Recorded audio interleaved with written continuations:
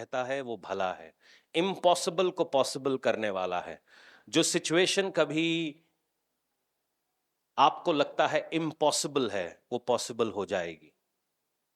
आज वो impossible possible होने वाला हफ्ता है। प्रार्थना करें, प्रार्थना करें कि प्रभु आपकी दया और करुणा, मुंहों को खोलें कि खुदावन मैं आज आपके भलाई को एक्सपीरियंस करना चाहता हूं, आपके फेवर को एक्सपीरियंस करना चाहता हूं, आपकी बरकत को एक्सपीरियंस करना चाहता हूं। प्रभु आज एक नई अंडरस्टैंडिंग, एक नई समझ, एक नई बुद्धि, एक नई आशीष प्रभु आज आप मुझे दें।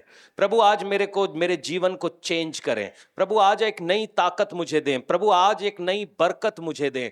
परमेश्वर एक नई ताकत बनाए प्रभु जी आज मुझको। प्रभु मैं एक वीक लिंक ना बन के रह जाऊं खुदावन, मैं एक ताकतवर प्रभु जी तेरा योद्धा बनूं। ओ खुदावन, जाकि आने वाली पीढ़ियां परमेश्वर उनको इंस्पायर कर सकूं, उनके जिंदगी के अंदर एक नया जोश भर सकूं। प्रभु यीशु के नाम से मांग लेते हैं, आमीन, हालेलुया। अगर आपके पास आपकी बाइबल्स हैं तो उनको दूसरा कुरिन्थियों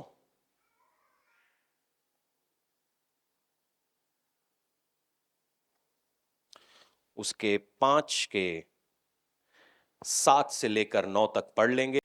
प्रेरित पौलुस कुरिन्थ की कलीसिया से, यानी हमसे या हम लोगों से, अपनी कलीसिया से यूं कहते हैं, क्योंकि हम रूप को देखकर नहीं पर विश्वास से चलते हैं, इसीलिए हम ढांढस बांधे हुए रहते हैं और देह से अलग होकर प्रभु के साथ रहना और भी उत्तम समझते हैं।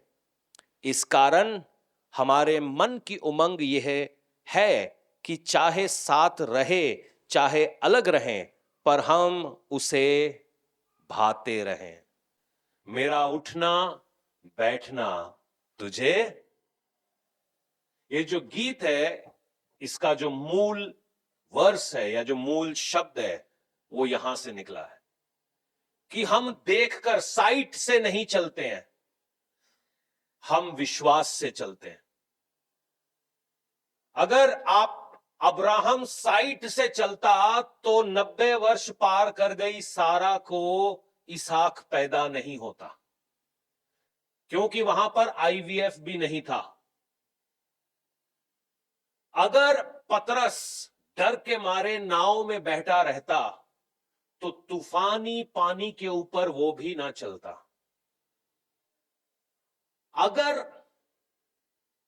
स्टीफन भीड़ से डर जाता तो वो प्रचार ना करता। मगर कलाम यूं कहता है, जब उसी भीड़ ने पथराव करके उसको मार दिया, एक जगह पर बाइबल में लिखा है जहां परमेश्वर ने अपनी कुर्सी छोड़ दी, वो था स्टीफन के पथराव के बाद।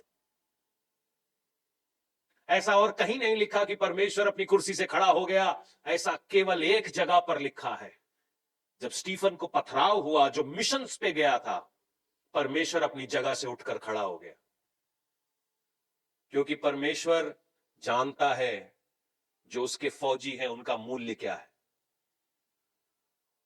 उनकी कीमत क्या है। शायद मैं और आप कई बार अपनी कीमत कम देखते हैं क्योंकि हम अपने आजू बाजू के रूप को देखते हैं कि मेरे पास घर नहीं है, मेरे पास बंगला नहीं है, मेरे घर में एसी नहीं लगा, मेरे पास गाड़ी नहीं है, मेरी शादी नहीं हुई, मेरे बच्चे नहीं हुए। हम उसको देखकर अपनी औकात का अंदाजा लगाते हैं, मगर परमेश्वर तुम्हारी रूह को देखकर तुम्हारी औकात का अंदाजा लगाता है।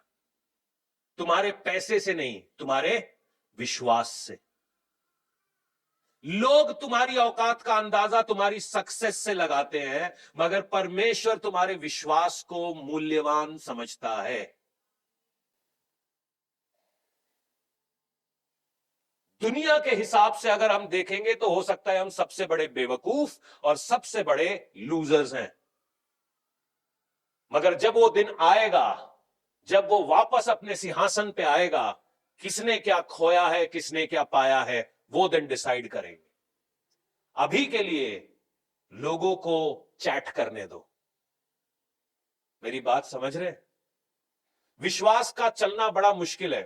मिशनरीज की बात आज हुई, मेरे दिल पे बड़ा था कि मैं मिशनरीज के बारे में आपको बताऊं। एक कहानी सुनाता हूं। भारत में जब मिशनरी यात्राएं शुरू हुई वो ज्यादातर केरला में ऐसा माना जाता है कि यहूदी केरला पहुंचे थे और वहां पे सिनेगॉग्स में प्रचार किया करते थे। जो मगर जब ईस्ट इंडिया कंपनी आई तो जो मिशंस की शुरुआत हुई वो बंगाल से हुई। और बंगाल आज के जैसा बंगाल नहीं था, उसके अंदर छत्तीसगढ़ था, झारखंड था, उड़ीसा था, बांग्लादेश था। तो जो ब्रिटिश इंडिया कंपनी ने अपने पांव रखे थे तो वो बंगाल से रखे थे। और ब्रिटिशर्स की कुछ सोचें थी जिनको अभी मैं बताना नहीं चाहूंगा, मगर वो उनमें से एक सोच थी कि वो विलियम कैरी को भारत आने देना नहीं चाहते थे। कुछ कारण थे, उनके पॉलिटिकल रीजंस थे। तो विलियम कैरी जब भारत आए वो डच वीजा के ऊपर भारत पहुंचे, जिन्होंने अंग्रेजी बाइबल को बंगाली में ट्रांसलेट किया और फिर बाकी भाषाओं में वो ट्रांसलेट हुई। तो बड़े बड़े राजाओं ने बड़े बड़े काम किए। किसी ने नदी बनाई, नाले बनाए, क्या बोलते हैं, मार्केट्स बनाए, किले बनाए, और उन्होंने अपना हिस्ट्री में अपना नाम अमर कर लिया। आप कभी भी किसी किले पे जाते हो, आमेर फोर्ट है, या मैं नहीं जानता कितने, लाल किला है, या बहुत सारी चीजें, ताजमहल है। बड़े बड़े राजाओं ने बड़े बड़े किले बनाए और उन्होंने अपना हिस्ट्री के अंदर अपना नाम अमर कर लिया। मगर जब ये मिशनरीज घर पहुंचे यहां पे इंडिया के अंदर, तो उन्होंने स्कूल बनाए, अस्पताल बनाए। इन्होंने किले नहीं बनाए। लोग शायद कुछ और कहें, पॉलिटिकल पार्टियां कुछ और कहें, मगर मैं आज आपको सच बताता हूं। छत्रपति महाराज शिवाजी जो थे, उनका जो प्राइम डॉक्टर था या जो वैद्य था, वो एक पोर्तुगीज डॉक्टर था। हिस्ट्री उठाकर देख लीजिएगा, इसकी बात कभी नहीं होती। तो महाराज जी, छत्रपति जी जो एक अच्छे योद्धा थे और एक अच्छे महाराज भी थे, तो उनकी डॉक्टरी जो थी एक विदेशी आदमी किया करता था जो एक क्रिश्चियन धर्म को माना करता था। सिमिलरली महाराजा रंजीत सिंह के साथ एक फ्रेंच डॉक्टर हुआ करते थे। जब कभी आप अमृतसर जाएंगे और महाराजा रंजीत सिंह के फोर्ट के अंदर जाएंगे तो आप इस बात को देख सकते हैं। नेपोलियन बोनापार्ट का डॉक्टर उनके साथ था। तो ये बड़े बड़े महाराज थे, इन बड़े पराक्रमी थे, बड़े अच्छे लोग भी थे। मगर ये वो इलाज लेते थे जो केवल राजाओं के लिए था।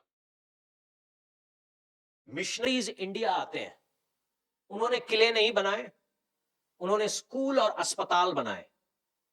मेरी बात को बहुत गौर से सुनिएगा, क्योंकि शायद दुनिया बहुत कुछ बातें कहती हो, और आपके सामने एक बहुत बड़ी मिसाल ये मिशन अस्पताल है, 1800 का बना हुआ। उन्होंने आके अस्पताल बनाए।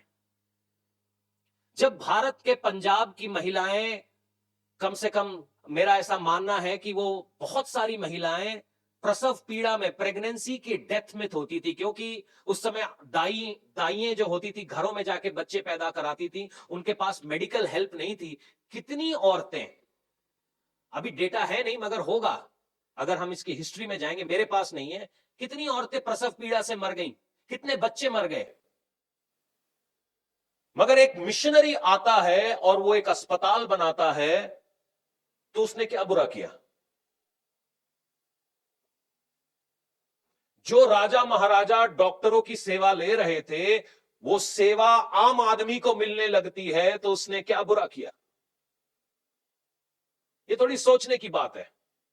उन्होंने किले नहीं बनाए, उन्होंने अस्पताल और स्कूल बनाए। जो शिक्षा केवल ब्राह्मणों के लिए थी, आम आदमी को मिलने लग गई। क्या गलत किया? थोड़ा सोचने की बात है और देखने का नजरिया है, क्योंकि बहुत सारे लोग व्हाट्सएप के ऊपर और सुनी सुनाई बातों के ऊपर बातें करते हैं। उन्होंने कभी हिस्ट्री के अंदर किताबों को छान के नहीं देखा। छानना तो दूर है, क्योंकि ई पढ़ना पड़ेगा ना, पढ़ना बहुत मुश्किल है। यूट्यूब से ज्ञान हासिल करना बड़ा आसान है, और ज्ञान सच्चा है कि झूठा है हमें पता नहीं है। कौन वो ज्ञान बना रहा है, किस वजह से बना रहा है, हमें पता नहीं है। मगर जब आप हिस्ट्री के अंदर जाके देखते हैं, जहां पर उनके रिकॉर्ड्स मौजूद हैं, कहानी कुछ और कहती है।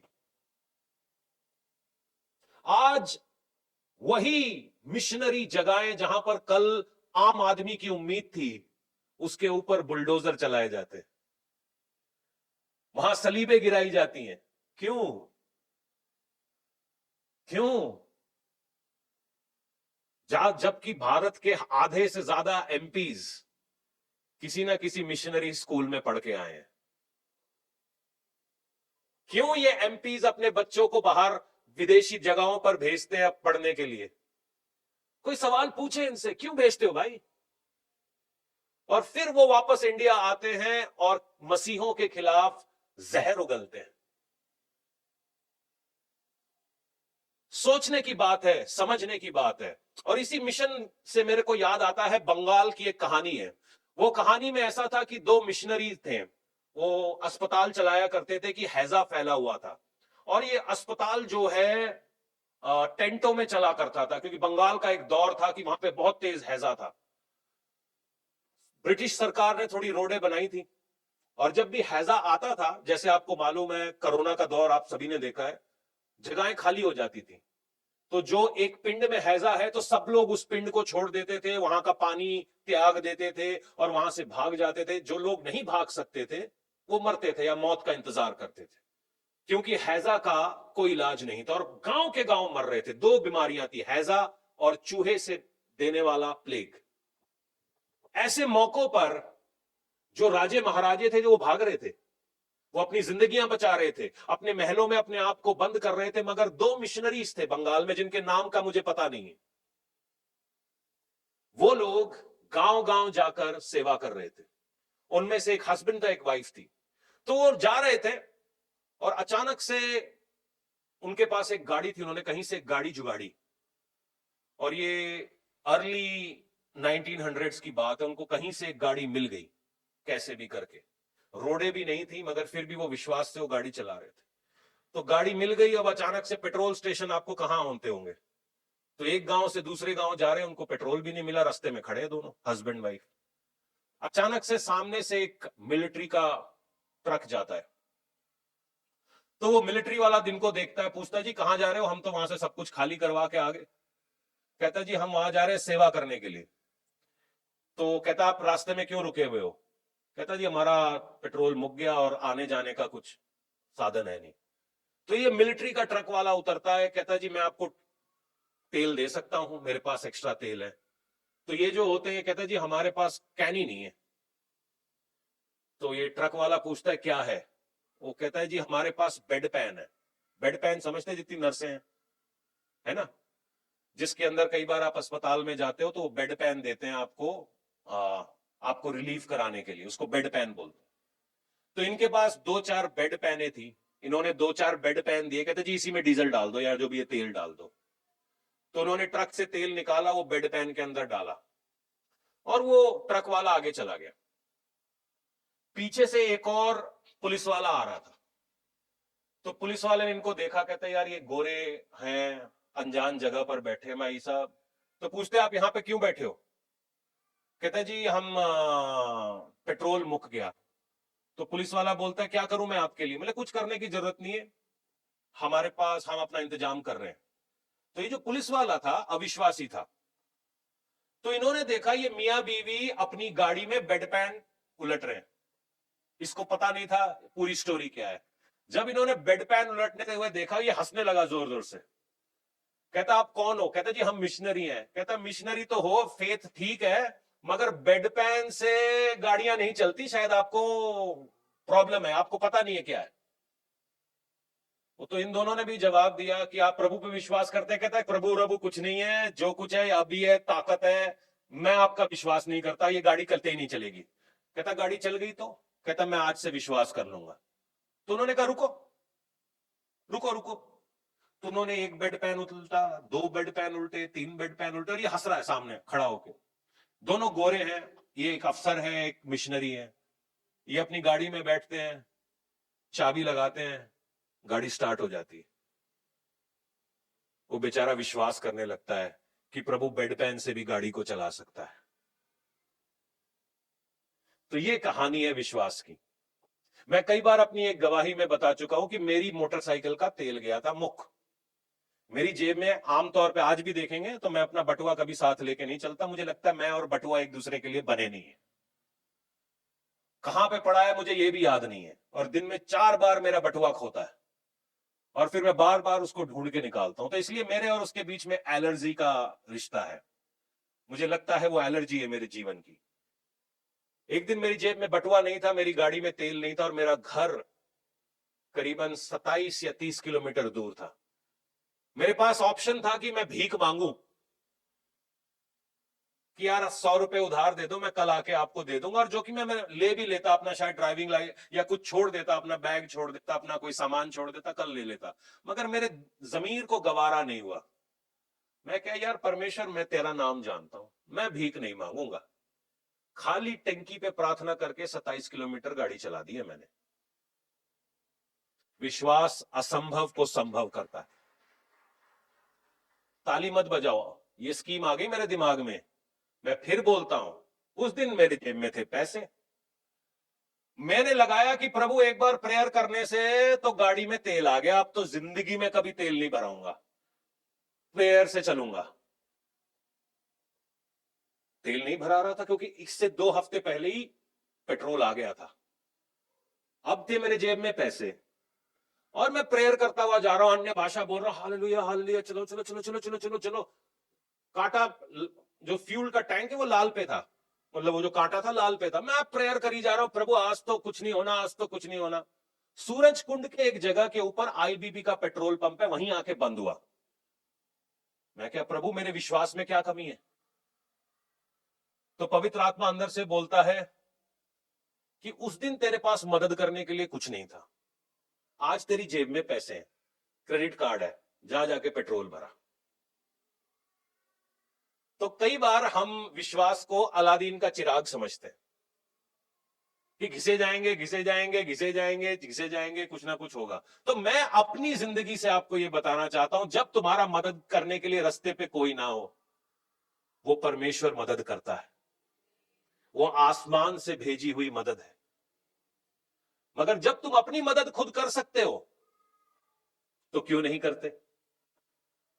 विश्वास की परिभाषा क्या है, मैं थोड़ा आपको बता देना चाहता हूं। अगर आपके पास आपकी बाइबल है तो उसको इब्रानी 11 पर ले चलें, और वहां पर विश्वास की कुछ परिभाषा है। अब विश्वास आशा की हुई वस्तुओं का निश्चय है और अनदेखी वस्तुओं का प्रमाण है, क्योंकि इसी के विषय में प्राचीनों की अच्छी गवाही दी गई है। विश्वास ही से हम जान जाते हैं कि सारी सृष्टि का रचना परमेश्वर के वचन के द्वारा हुई है, पर यह नहीं कि जो कुछ देखने में आता है वह देखी हुई वस्तुओं से बना है। विश्वास ही से हाबिल ने कैन से उत्तम बलिदान परमेश्वर के लिए चढ़ाया, और उसी के द्वारा धर्मी होने की गवाही भी दी गई, क्योंकि परमेश्वर ने उसकी भेंटों के विषय में गवाही दी। अनदेखी चीजों के ऊपर विश्वास। प्रभु यीशु से कुछ लोग चेले पूछते हैं कि सबसे ज्यादा विश्वासी कौन है। यीशु अपने चेलों को कहता है, तुमने देखकर विश्वास किया, महान है वो, ग्रेट है वो, जो जिन्होंने मुझे बिना देखे विश्वास किया। हम में से किसी ने यीशु मसीह को 2000 साल पहले देखा? आप में से कोई 2000 साल पुराना है? हाँ, हाँ या ना? किसी ने यीशु मसीह को देखा, आत्मा में देखा होगा, फिजिकली? जब पहले कोई सुसमाचार लेकर आया, आपने यीशु मसीह को विश्वास से ग्रहण किया। हो सकता है आपके मन में डाउट हो, मेरे मन में डाउट था, क्या ये परमेश्वर है? हमारे पास तो इतने सारे हैं, इसमें क्या खास बात है? ये कौन सा अलग कर लेगा? इसके पास तो कोई हथियार भी नहीं है, मेरी सुरक्षा ये कैसे करेगा? मैं तो इसके पीछे चल नहीं सकता क्योंकि इसके पास ग्लैमर नहीं है, ये तो स्लीप पर लटका हुआ है, ये मेरी मदद करेगा, ये कैसे कर सकता है? मगर धीरे धीरे जब मेरा विश्वास बढ़ने लगा, मैंने सोचा, समझ लिया कि ये सलीब पर लटका हुआ, चिथड़ों में पहना हुआ आदमी मेरे लिए एक आशीष का कारण है। ये कोई मैंने उसको देखकर नहीं समझा। पवित्र आत्मा आपके अंदर बातें करती है। जब कभी भी आपके, शायद आप में से कुछ लोग अस्पताल जाते होंगे। कोई गए अस्पताल? हाँ जी, कोई नहीं गया अस्पताल, हालेलुया। जब आप अस्पताल जाते हैं, डॉक्टर आपका खून वून निकालता है, आपको बोलता है चलो जी हम आपका टेस्ट करके बताएंगे। कितने लोगों का दिल धड़कता है, अभी पता नहीं क्या बोलेगा। हालेलुया। सारा विश्वास आपके अंदर आ जाता है उस समय। अभी पता नहीं क्या बोलेगा। जितने बड़े बड़े चौधरी हैं, जैसे ही उनके मतलब टेस्ट रिपोर्ट 19-20 हिलने लगते हैं, उनका विश्वास दिखने लगता है। वैसे बहादुरी ने ना, मैं मर जाना, मैं वो करना, मैं छाल मार देनी, मैं डॉक्टर दे उत्थे जाके देखो तुम, भीगी बिल्ली की तरह बैठे होते हैं, भीगी बिल्ली की तरह। तब इनकी बहादुरी नहीं निकलती, फिर इनके मुंह से निकलता है हालेलुया बचा ले, होर नहीं ना मैं करना, मैं सुधर जाना, मैं पक्का पक्का पक्का, मैं किसी को भी गाली नहीं देनी, मैं झूठ भी नहीं बोलना, मैं किसी के साथ मारपीट भी नहीं करनी, मैं एकदम सच्चा मसीह बन जाना। अस्पताल जाने से पहले ना देखो, मतलब पूंछ दो दो पूंछें निकली होती हैं इनकी।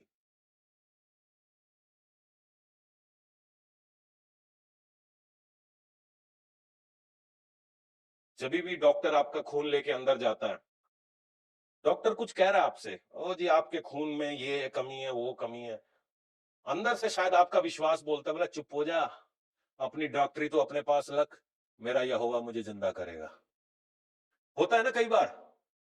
कई बार बोलते हैं जी आपके चांस कम है जी, कम। तू चांस देने वाला कौन है? तू भी उसी लाइन में खड़ा होगा जिस लाइन में मैं खड़ा हूं। तू 4 किताबा ज्यादा पढ़ लिए, कर ले अपना काम। आप तेन माड़ा नहीं बोल दे, मगर चांस देने वाला परमेश्वर। अब एजिकियल जब पैदा हो रहा था और हम रास्ते में से जा रहे थे, तो उस समय नेहा का ब्लड प्रेशर 185 और 115 लोअर बेस था। तो इतने में मैं थोड़ा सा 19-20 होता तो बंदे को हेमरेज हो जाता है, ब्रेन हेमरेज हो जाता है। मगर हम ठंडे थे, दिमाग से ठंडे थे। कई लोगों के फोन आ रहे थे रास्ते में, तो रास्ते में फोन आ रहे हैं, हम लोगों के फोन उठा रहे हैं। किसी को ये नहीं पता कि हमारा ब्लड प्रेशर 100, हम ऐसा डेस्परेट सिचुएशन में। हम अंदर डॉक्टरों के पास गए, हम हंस रहे हैं, आराम से हैं, वो घबरा रहे हैं। मैंने कहा घबराओ नहीं, परमेश्वर हमारे साथ है, कोई टेंशन नहीं है। कहता आप इतने आराम से कैसे बैठे हैं? मैंने कहा प्रभु हमारे साथ है, टेंशन नहीं है, क्योंकि हमें पता है कि हमारी राखी करने वाला परमेश्वर है।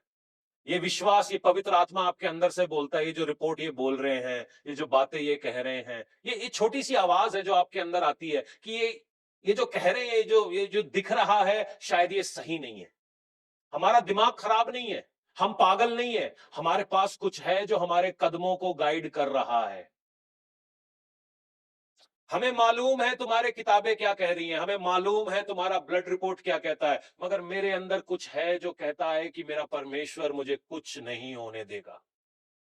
दिखावटी में तो मैं फंस रहा हूं, मगर मेरे अंदर ये कुछ है जो मुझे बचा रहा है। जब हम यूहन्ना 9 को पढ़ते हैं तो वहां पर एक अंधा आदमी है, वो एक जगह पर भीख मांग रहा है। और ज्यादातर जब हम डिलीवरेंस के लिए आते हैं तो हमको देखना पड़ता है कि पंगा कहां से स्टार्ट हुआ। इसने कुछ गड़बड़ की, इसके माँ बाप ने कुछ गड़बड़ की, इसके दादा ने कुछ गड़बड़ की, हुआ कैसे ये पंगा, हमें देखना पड़ता है, प्रेयर करना पड़ता है, फास्ट करना पड़ता है। और परमेश्वर बताता भी, और चेले भी यही कर रहे थे। उन्होंने एक अंधा आदमी देखा, वो यीशु के पास गए कि यीशु मसीह क्या लगता है इनमें पापी कौन है? माँ बाप, ये तो बचपन से ही अंधा है, इसने क्या पाप किया होगा? इसके माँ बाप ही होंगे। यीशु मसीह उनसे कहता है कि ये अंधा इसलिए बना कि परमेश्वर की महिमा इसके अंदर जाहिर हो। तुम गरीबी में इसलिए पड़े, कर्जों में इसलिए पड़े, बीमारी में इसलिए पड़े, हो सकता है कुछ कारण हो, मगर वो इसलिए हुआ कि परमेश्वर की महिमा तुम में जाहिर हो। अगर आज आप मेरी बात पे छोड़ते, तो अगर मेरी जिंदगी के हालात कभी खराब नहीं होते, तो मैं चर्च कभी नहीं आता, मैं यीशु को कभी नहीं जानता। मगर खुदा का शुक्रिया अदा करता हूं कि मेरी जिंदगी में वो मुश्किलें आई कि मैं प्रभु को जानने पाया। उन मुश्किलों का शुक्रिया अदा करता हूं आज विश्वास से कि अगर तुम ना होते तो मेरे को मेरे परमेश्वर से कौन मिलाता। तो ये जो मुसीबतें हैं इनका मजा लो, क्योंकि ये टेस्टिमनीज में चेंज हो जाएंगी। ये तुम्हें दर्द देने के लिए नहीं आए, ये परमेश्वर की तरफ तुम्हें खींचने के लिए आए। अगर ये नहीं होती तो शायद हम आज प्रभु के साथ ना होते। कोई मेरी बातों को समझ रहा है? तो यीशु मसीह ने इस अंधे को लिया और जमीन पर थूका और मिट्टी का लेप इस अंधे की आंखों पे लगा दिया। पहले वो अंधा था, गरीब भीख मांगता था। अब यीशु मसीह उसकी जिंदगी में आया, अब वो अंधे के बाद आंख के ऊपर लेप लगा के घूम रहा है। आप क्या सोचोगे? यीशु मसीह के साथ मेरा एनकाउंटर हुआ, मेरा मिलाप हुआ, मैं तो अभी चंगा हो जाऊं। मगर चंगाई उसके पास आई नहीं। यीशु मसीह ने कहा जा जाके सिलों में अपनी आंखें धो। अब अपने आप को इस अंधे की जगह पर रख के देखे, एक तो मेरा धंधा छुड़ा रहा है, मतलब 10-12 रुपए बन जाएंगे, 100 रुपए बन जाएंगे, शाम को घर जाके आराम से रोटी खाऊंगा। तूने मेरी आंखों पे थूक कर लगा दिया है, ये गीला गीला सा कुछ महसूस हो रहा है, मेरे को दिख नहीं रहा है, और ऊपर से मैं तेरी बात मानूं। कई लोगों की लाइफ में ये प्रॉब्लम होती है। यीशु मसीह उनको मिलता है, उनको कहता है जा जाके अपनी आंखें धो, जा जाके अपने सिचुएशन को चेंज कर, जा जाके अपनी हरकतों को चेंज कर। अगर मैं झूठ बोलना छोड़ दूंगा, मेरी दुकान कैसे चलेगी, मेरा काम कैसे चलेगा, लोग मेरे को पैसे कब देंगे? चेंज कर, जा सिलोम में जाके अपनी आंखें धो। अब वो अंधे को एटीट्यूड आ जाता तो बैठा रहता, वहीं बैठा रहता, जिंदगी में कभी वो देख नहीं पाता। क्योंकि जब विश्वास है तो विश्वास बिना काम के अधूरा है। वो बैठा हुआ था अपने रोजगार की जगह पर, जहां पर उसकी आंखों पे लेप लगाया गया, और यीशु मसीह ने उसको एक हुक्म दिया, जा सिलोम में जा और अपनी आंखें धो। आप में से बहुत सारे लोग अभी भी अंधेपन में जी रहे हैं, क्योंकि आपने यीशु मसीह के पूरे हुक्म को नहीं माना। आपने उसके साथ एनकाउंटर तो किया है, मगर जो उसने कहा है उसको पूरा नहीं किया। इसीलिए शायद कुछ जगहों के ऊपर आप अंधेरे को अपनी लाइफ में देखते हैं। किसी के भी बात समझ में आई तो कहो हालेलुया। इस बंदे ने, इस अंधे बंदे ने, जब लोग इसका पोस्टमार्टम कर रहे थे कि किसने पाप किया, किसने कुछ नहीं किया, इसने अपना दिमाग किया खाली और पहुंच गया सिलोम में और अपनी आंखें धो ली। और जैसे ही उसने अपनी आंखें धोई, उसको दिखने लग गया। जब आशीषें तुम्हारे पास आएंगी, लोग तुम्हारे बैरी हो जाएंगे। मालूम है क्यों? क्योंकि बैरियों के सामने ही वो तुम्हारा मेज लगाता है। उनको ये नहीं मालूम कि सदियों से मैं अंधा था, मगर आज किसी ने छुआ तो मैं देखने लग गया। उनको ये नहीं मालूम कि सदियों से मैं भूखा था, जब जिंदगी की रोटी आई तो मेरे पेट में खाना आया। उनको ये नहीं मालूम कि सदियों से मैं कैसा था। उन्होंने आज मेरी बरकत देखी तो उनको मेरे से चिढ़ होने लगी। अगर चिढ़ना था तो मेरे से 20 साल पहले मिलते, जब ना तो मेरे पास कुछ था, ना खाने को घर, रहने को घर था, ना खाने में पेट भर राशन था, फटे हुए जूते पहनकर मैं घूम रहा था। तब तुम मुझसे चिढ़ने नहीं आए। आज तुम मुझसे चिढ़ रहे हो कि यीशु ने मेरी जिंदगी बदल दी। क्योंकि आशीषें के साथ बड़े बैरी भी आते हैं। आज अपने विश्वास को थाम के रखो, यही विश्वास गोलायतों को गिराएगा, यही विश्वास जिंदगियों को बदलेगा। सुनो मेरी बात, एक कहानी मैं और सुनाता हूं। परमेश्वर ने मुझे मौका दिया, एक जगह थी माउंट जुम्फ्राओ, जो यूरोप का सबसे ऊंचा पॉइंट है, और परमेश्वर मेरे को वहां पर लेकर गया। जब मैं वहां पर गया तो मैं रोपवे से ऊपर गया। एक ट्रॉली थी जो ऊपर हमको लेके चली गई। बहुत साल पहले वो यूरोप का सबसे ऊंचा पॉइंट कॉन्कर करने के लिए एक माउंटेनियर्स यानी पहाड़ चढ़ने वालों का एक दल आया। और जुम्फ्राओ एक ऐसी जगह है जहां पर मैं, अगर मेरी वीडियो एक है, मैं कभी शेयर करूंगा आपके साथ, मेरी आवाज मेरे फोन तक नहीं पहुंच रही, इतनी तेज हवाएं चलती हैं और बर्फीली हवाएं, -30 -20 टेम्परेचर है वहां पर। तो उस जगह को जीतने के लिए कुछ माउंटेनियर्स ऊपर चढ़ने लगे, तो आधे रास्ते में बर्फीला तूफान आ गया और सब लोग नीचे उतरने लगे। उनको लग रहा था कि एवलांच हो जाएगा, ऊपर से पहाड़ में से जब बर्फ गिरती है तो सब कुछ साथ लेके आती है। तो ऐसा हुआ भी। तूफान आ रहा था तो जो बहुत सारे लोग उतर गए उनके अंदर, मेरे ख्याल से वो 6 लोग थे, 6 में से 5 उतर गए और एक आदमी फंस गया। और वो फंस गया, वो एक ऐसी जगह पर फंस गया कि उसको नीचे, रात का समय था, उसको कुछ दिख नहीं रहा था। विश्वास करने वाला व्यक्ति था।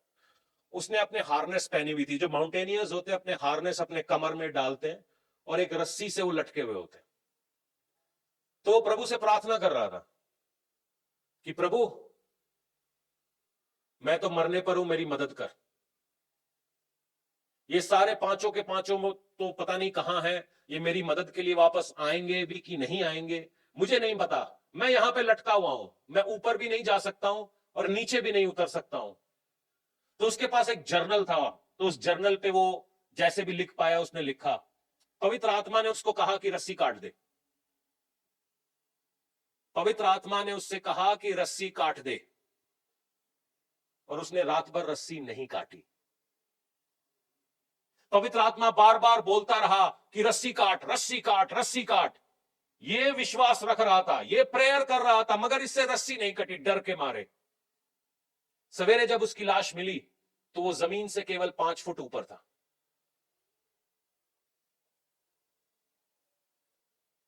कई बार शायद आप लोग प्रार्थना कर रहे हैं, मगर जो धीरे से ये पवित्र आत्मा करने को कह रहा है वो नहीं कर रहे, वो बदलाव को नहीं ला रहे, वो रस्सियों को आप लपक के झपक के खड़े हैं। मेरा दोस्त, मेरा भाई, मेरा पापा, मेरी जॉब, मेरा बिजनेस मुझे बचाएगा, तुम्हें कोई बचाने नहीं आ रहा।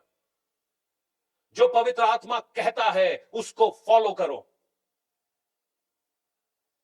अगर वो रस्सी काट देता तो आज ये कहानी वो खुद बता रहा होता, मैं नहीं। शायद आज पवित्र आत्मा आप में से कुछ लोगों को कह रहा है कुछ चीजों को काटो अपनी लाइफ में से, मगर क्योंकि वो हमारी जिंदगी में इतना अंदर घुस चुकी हैं, इतने अंदर बैठ चुकी हैं, हम उसको काट नहीं पा रहे। अपने सोच को नया करो, हम कर नहीं पा रहे, क्योंकि हम एक तरीके से सोचने के लिए बनाए गए। सुनिए,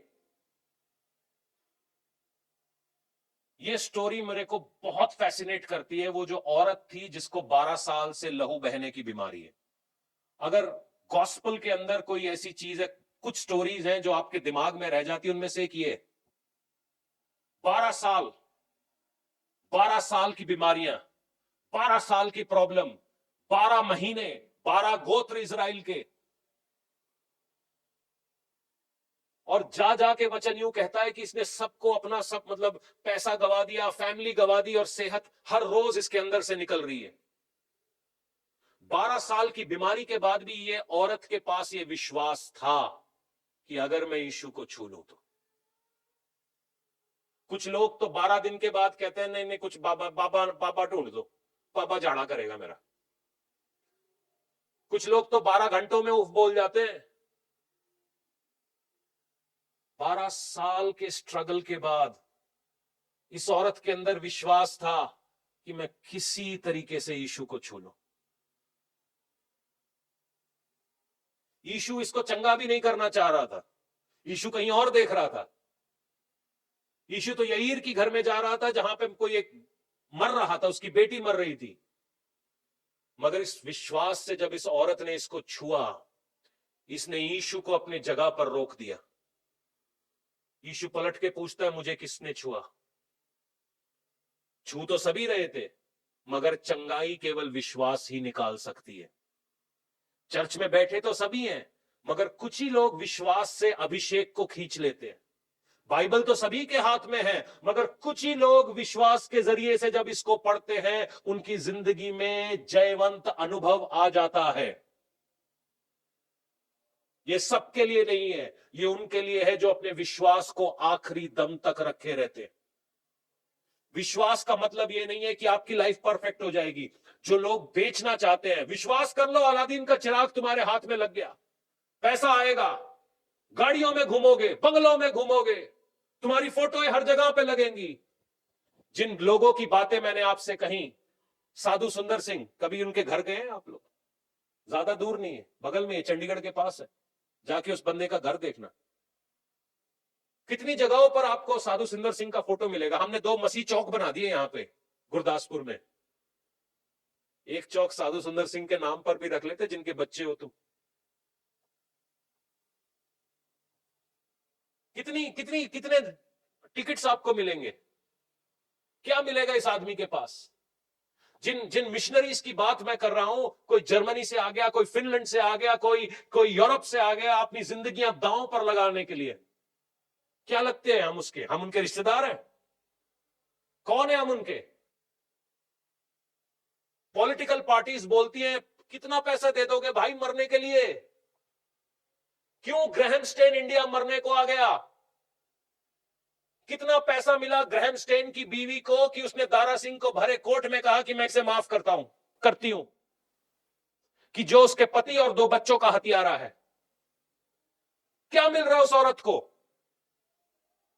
विश्वास का इन्होंने धज्जियां उड़ा दी। जो नकली पास्टर्स, नकली अपोस्टल्स एंड प्रॉफिट्स बने हुए हैं, धज्जियां उड़ा दी इन्होंने विश्वास की। इसीलिए हमारा दिमाग खराब हो चुका है, क्योंकि हम उनकी नजर से विश्वास देख रहे हैं। वो कमर्शियलाइज कर रहे हैं विश्वास को। क्या चंगाइयां तुम्हारी लाइफ में नहीं हुई है? क्या छुटकारे तुम्हारी लाइफ में नहीं आए हैं? और विश्वास ही से तो ये सब हुआ है। और क्या चाहिए? आप बाइबल के अंदर उठा के दिखा दो लोगों की जिंदगियां, उन्होंने स्ट्रगल्स झेले लाइफ भर। बड़े लोग पौलुस को महान समझते। कितने लोग पौलुस को महान समझते है? महान। कितने बंगले बनाए उसने? कितने बंगले बनाए? पौलुस का बंगला कहां है? अच्छा, पौलुस का स्कूल कहां है? पौलुस का हवाई जहाज कहां है? फिर महान कैसे हुआ? फिर महान कैसे हुआ? क्योंकि तुमको एक पट्टी पढ़ाई जा रही है और उस पट्टी के मुरीद हो रहे हो। विश्वास से हम चीजों को ले लेते, मगर इसका मतलब यह नहीं है कि सिचुएशन हमेशा ही था रहेगी। इधर भी आओगे, और जब हम इधर आएंगे इसी विश्वास का इस्तेमाल करेंगे ऊपर जाने के लिए। चंगाइयां होंगी, फिर बीमार होंगे, फिर चंगे होंगे, फिर बीमार होंगे, फिर चंगे होंगे। क्या टेंशन है? गरीबी आएगी, फिर अमीर हो जाएंगे। जेड़ा इथों तक लेके आया अगे भी लेके जाएगा। जिसने मेरे को कल चंगा किया वो आज भी करेगा। जो मेरे माइग्रेन को चंगा कर सकता है वो मेरे कैंसर को भी चंगा कर सकता है। उसने शन्नों के एड्स को चंगा किया, क्या वो मेरी गठिया चंगा नहीं करेगा? विश्वास। विश्वास से चलना इसी को कहते हैं कि मुझे दिख नहीं रहा कि मैं अगला कदम कहां पे रखूं, मेरी जेब में कितने पैसे हैं, मगर मैं फिर भी विश्वास से एक कदम लेता हूं और परमेश्वर उन कदमों को ब्लेस करता है। ब्लेस करता है ऐसी बातों को। समझ नहीं आ रहा पाजी कितने पैसे मिलने, मगर विश्वास से एक कदम तो लो। मैं ऐसे लोगों को जानता हूं जो लाखों कमाते हैं, लाखों कमाते हैं, मगर जैसे ही कलीसिया में देने की बारी आती है उनके मतलब खर्चे निकल आते हैं। और खर्चे कहां पर? डॉक्टरों के पास। चीजें खराब हो रही हैं, जीवन खराब हो रहा है। कलीसिया में पहुंचते हैं 10 या 20 रुपए। मैं कोई पैसे मांग नहीं रहा हूं, मगर मैं लोगों का फेथ दिखा रहा हूं। कुछ लोग हैं जो शायद दिन की दिहाड़ी में 500 रुपए कमाते हो, मगर वो अपने विश्वास में ईमानदार है। खर्चे उनके भी हैं, खर्चे इनके भी हैं। आपका विश्वास कहां है? ये कोई मनी गेनिंग टेक्निक नहीं है। वो औरत हमेशा मेरे को बड़ी याद आती है जिसके हाथ में मुट्ठी भर आटा था। मुट्ठी भर आटा कितने के हाथ में? एक औरत की मुट्ठी जरा मैं देख सकता हूं। सबसे हट्टी कट्टी नहीं, सबसे नॉमिनल औरत जिसकी मुट्ठी किसकी सबसे बढ़िया है? पारसी आंटी ताड़ी मुट्ठी बहुत लंबी, दिखाना जरा। मुट्ठी करो ना जरा, ऊपर करो। हाँ, अब ये पारसी आंटी के हाथ में एक मुट्ठी आटा है, इनके 3 जवाक हैं, सामने मैं हूं, किसको खिलाओगे? कहेगी ना ना ना ना ना ना, अजय जिम जाता है, मैं उन्हें खिलाना। तू ही बात चाहे हो नहीं। उस औरत ने अपने मुट्ठी भर आटे को उस नबी के कहने पर रख दिया।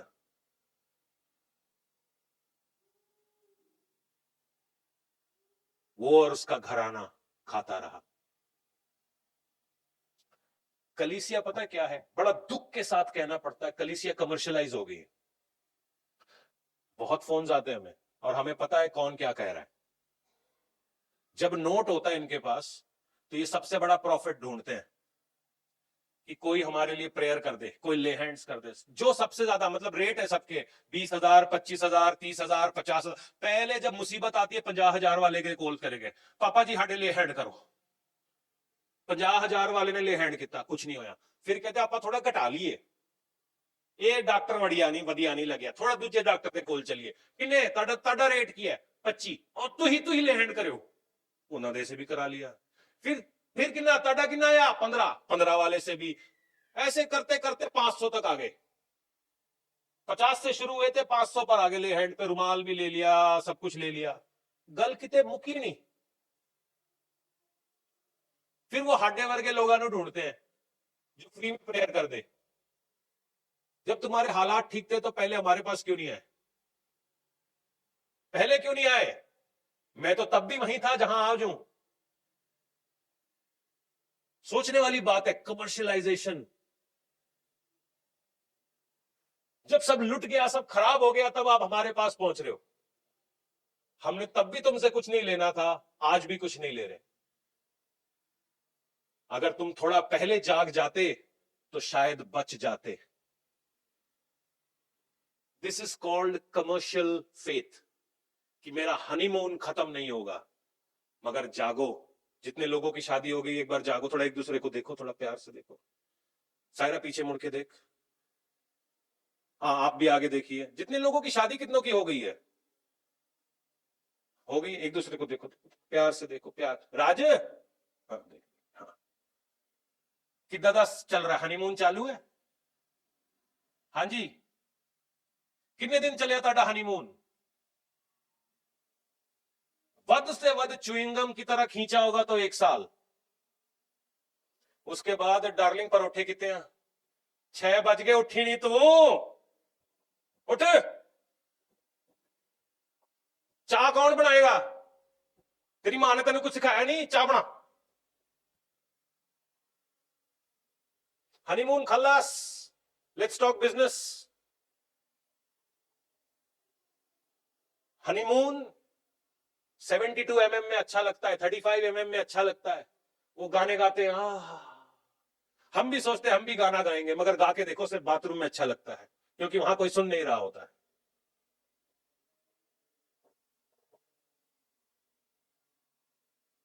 सच्चाई कुछ और है। सच्चाई है प्रभु। और सच्चाई विश्वास की पता है क्या है? शायद हम में से हर एक की कहानी ये आयतें बयान कर रही हैं। अपनी बाइबल को 2 कुरिन्थियों 4:8 से लेके 11 तक खोल लो। हम चारों ओर से कलेश भोगते हैं। हम चारों ओर से, घर से, पड़ोसियों से, पैसे से, दुनिया से, टैक्स से, सरकार से, पुलिस से, बिजली डिपार्टमेंट से कलेश भोगते हैं। अपनों से, परोणों से, परायों से कलेश भोगते हैं। जितने कलेश भोग रहे एक बार आमीन कहो। अरे एक ही भोग रहे, बाकी सब सेट है ना कोई पंगा, कोई ना कोई काटा अड़िया हुआ तडे। यहो गल कोई नहीं करता, कोई नहीं करता। सारे कह रहे चंगाई हो रही, चंगाई हो रही। अरे पौलुस जो सारी दुनिया को चंगा कर रहा था, खुद को चंगा नहीं कर पाया। जो मुर्दे जिला रहा था वो खुद मर गया। झूठा गॉस्पल बंद करो। समझो हम मुसीबत में हैं, हम सताए हुए हैं, मगर छोड़े नहीं गए। कलेश भोगते तो हैं मगर हद हमेशा नहीं भोगेंगे। हमारी विक्ट्री आने पर है। सुनो आगे वचन क्या कहता है। हम चारों ओर से कलेश तो भोगते हैं पर संकट में नहीं पड़ते। निरुपाय तो हैं पर निराश नहीं होते, क्योंकि मेरी आशा परमेश्वर पर है। तुम मेरा मजाक उड़ा सकते हो, मुझे नीचा कर सकते हो, मगर एक दिन आएगा कि वो मुझे चट्टान पर खड़ा करेगा और सारा जमाना देखेगा मुझे।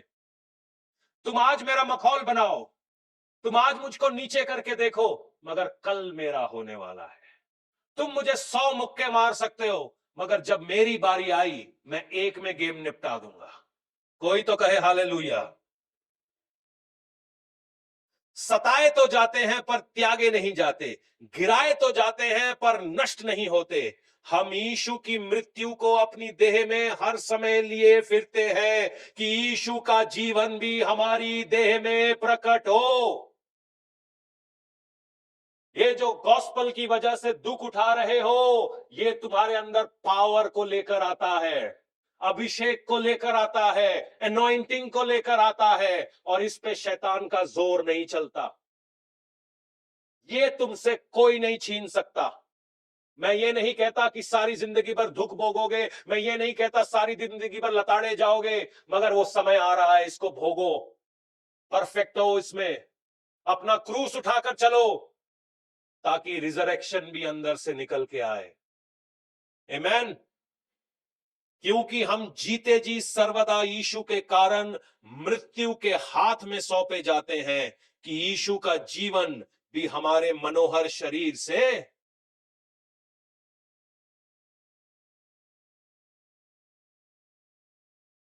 बीमारियों से डरना नहीं है, लाचारियों से डरना नहीं है। ये टाइम बाउंड है, ये टाइम बाउंड है, ये एक वक्त तक तुम्हें सता पाएंगे, मगर वो टाइम आ रहा है जब तुम यीशु का पावर अपने अंदर से एमिट करोगे। एक टाइम आ रहा है जब तुम्हारी कंडीशंस ठीक की जाएंगी। एक टाइम आ रहा है जब तुम परफेक्ट किए जाओगे। कल तक जो तुम पर हंसते थे, तुम्हारे नाम को नीचा करते थे, वो टाइम आ रहा है, वो तुमको देख के सलूट भी करेंगे। यरूशलेम वापस खड़ा होगा, यरूशलेम की दीवारें दोबारा तगड़ी की जाएंगी। यरूशलेम का एक ऐसा राज्य आएगा जिसका वैभव कभी खत्म ना होगा, कोई तानाशाह उसको गिरा ना सकेगा। कलीसिया आज से मुसीबत में नहीं है, कलीसिया 2025 साल से मुसीबत में है। बड़े आए बड़े गए, मगर कोई उसको गिरा नहीं सका। बड़े बड़े तानाशाह आए, ये तो भी बच्चे हैं। बड़े बड़े आए, उन्होंने बड़ी ताकतें लगाई, बड़ा सब कुछ लगाया, मगर हार गए, हार गए वो। क्यों? क्योंकि थोड़े समय के बाद जब हम परफेक्ट होते हैं, पावर के साथ निकल के आता है। सुनिए, यीशु मसीह को मार दिया, 40 दिन यीशु मसीह अपने चेलों के तीन दिन के बाद यीशु मसीह उठा, 40 दिन के साथ अपने चेलों के साथ टाइम स्पेंड किया, और फिर वो स्वर्ग में चला दिया गया। वो लोग डरे हुए थे, उनके पास कोई लीडर नहीं था, उनके पास कोई बात नहीं था, उनके पास कोई मिशन नहीं था, उनके पास कोई सोच नहीं थी। मगर ये विश्वास योग्य रहे, ये एक कमरे में बैठे रहे, कहता हमने प्रभु की आज्ञा का पालन करना है, चाहे गर्दन कट जाए, चाहे हमारी समझ में कुछ आए ना आए, मैंने परमेश्वर की बातों का पालन करना है। ये एक जगह के ऊपर लगे थे। मैं नहीं जानता कितने लोग आज मुसीबत में हैं, चैलेंजेस में हैं।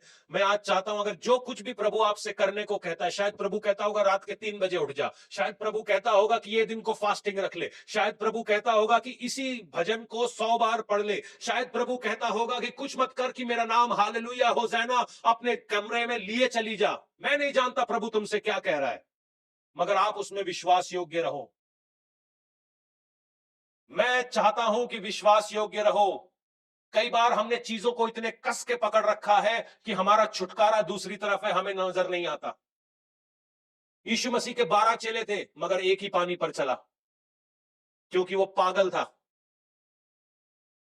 वो जो माउंटेनियर था, उसके पास एक रस्सी थी और परमेश्वर कह रहा था कि इसको काट, इसको काट, इसको काट, मगर वो सुनता नहीं था, सुन नहीं रहा था। वो विश्वासी था, प्रेयर करने वाला था। अगर प्रेयर नहीं करता तो पवित्र आत्मा इस आदमी से बात नहीं करती, मगर पवित्र आत्मा ने जो कहा इस आदमी ने नहीं किया। मैं नहीं जानता आज पवित्र आत्मा आपको क्या कहता है, मगर जो भी कहता है उसको करो। शायद वो कहता होगा घास छिल, घर चर्च में आकर घास छिल दे। शायद टॉयलेट साफ करने को कहता है, कर दे। बर्तन धोने को कहता है, कर दो।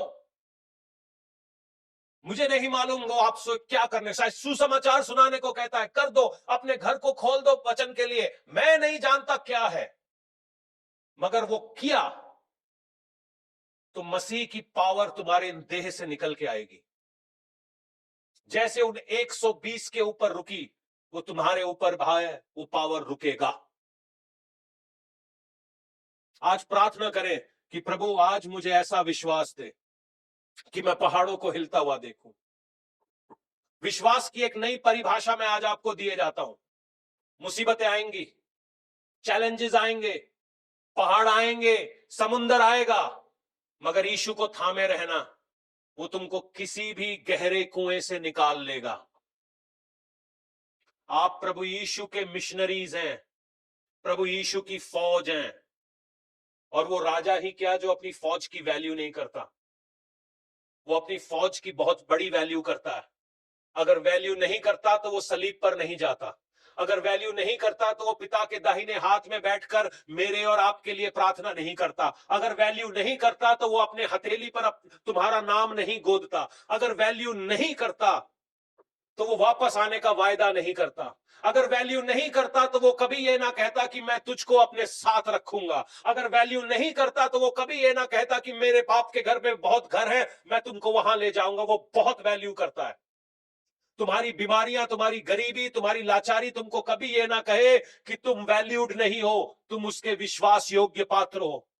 अपने विश्वास का इस्तेमाल करो और अपनी सिचुएशन को सदा के लिए प्रभु यीशु में बदल लो। वर्शिप टीम ऊपर आए और हम प्रार्थना करें।